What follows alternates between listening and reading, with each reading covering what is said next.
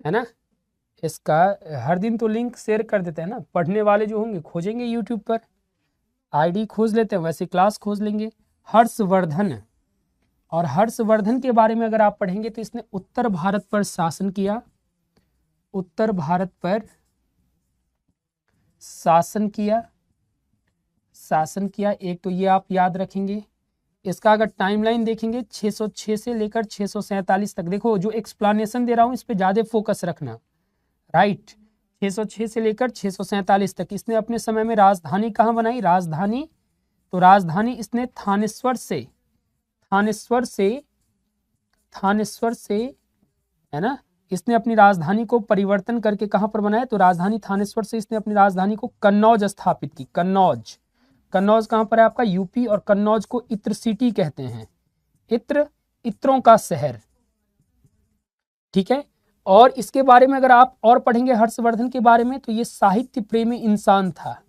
ये क्या था आपका, साहित्य प्रेमी इंसान था। और इसके बारे में अगर आप पढ़ोगे साहित्य प्रेमी इंसान के बारे में, तो इसने 3 किताबें लिखी, प्रमुख रूप से आपने जरूर पढ़ा होगा PNR।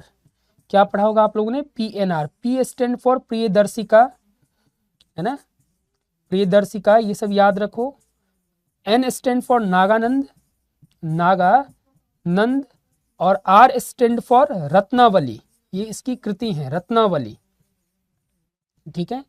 इसके समकालीन अगर शासक की अगर मैं बात करूं, शासक तो आपने एक नाम सुना होगा पुलकेशिन द्वितीय, समकालीन शासक में पुलकेशिन द्वितीय का नाम सुना होगा, जिसके साथ ये युद्ध करता और युद्ध में पराजित हो जाता, पुलकेशिन सेकंड, और इसके साथ युद्ध होता और युद्ध में ये पराजित हो जाता, कौन, हर्षवर्धन, पराजित हो जाता हर्षवर्धन, ठीक है, ये आप याद रखना। और इसकी जानकारी अपने को कहां से मिलती है, एहोल अभिलेख, एहोल अभिलेख, अभिलेख।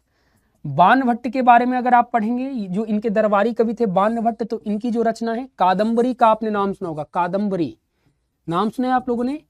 इनकी एक और रचना है हर्षचरित, कौन सी रचना है, हर्षचरित, ये आपने पढ़ा होगा। एक और रचना है इनके बारे में अगर आप पढ़ेंगे, है ना, जैसे पार्वती, है ना, पार्वती परिणय का आप लोगों ने नाम सुना है, पार्वती परिणय, तो पार्वती परिणय का भी इन्होंने पार्वती परिणय को किसने लिखा था, पार्वती परिणय, ये किसने लिखा था, तो बाणभट्ट ने, ये आप याद रखेंगे।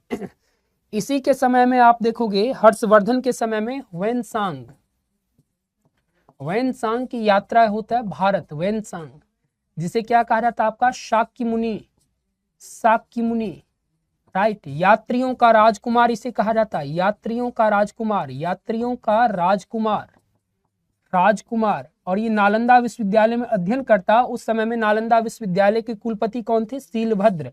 और इसकी रचना क्या है आपका, CU की। तो भैया देखो एक क्वेश्चन से कितने क्वेश्चंस आपके एग्जाम ओरिएंटेड यहां पर बन गए,